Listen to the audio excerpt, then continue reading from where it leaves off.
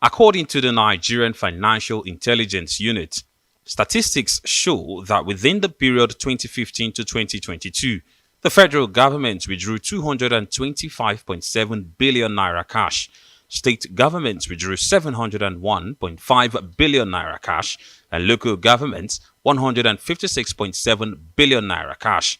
The financial regulatory body says most cash withdrawals were from public accounts at in excess of 5 million naira and 10 million naira.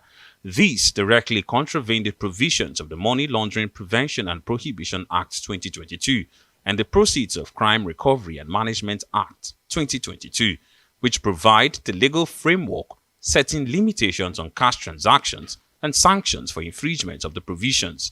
The NFIU says the heavy withdrawals of cash from public accounts are mostly used for payment of ESTA codes and overseas travel allowances, two major causes of inflation and changes in the economy. The new policy is expected to reduce cash withdrawal by at least 1 trillion naira out of the 3 trillion naira circulated on a weekly basis.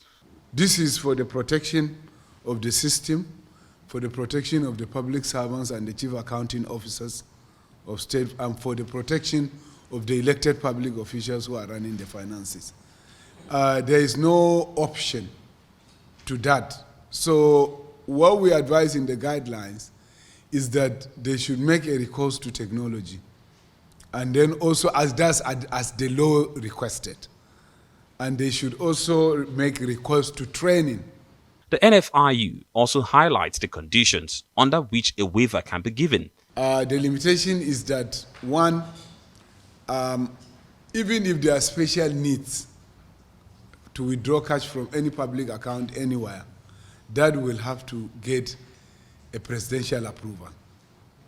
That's number one. Number two, there is no standing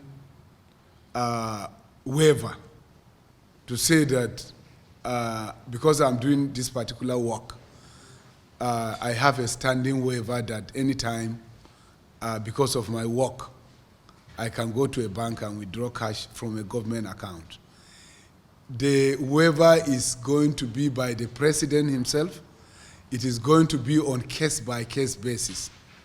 The NFIU says although the guideline is meant to enforce discontinuation of cash withdrawal from public accounts and mitigate expenditure, it also aims to support law enforcement and entire criminal justice system by strengthening transparency in investigation.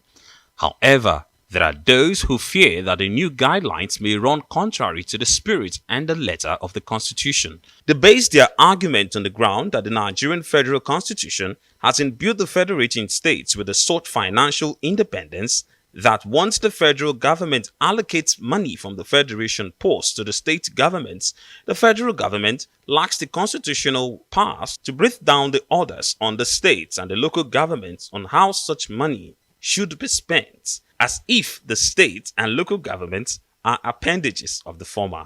Ferdinand Duroha, Arise News.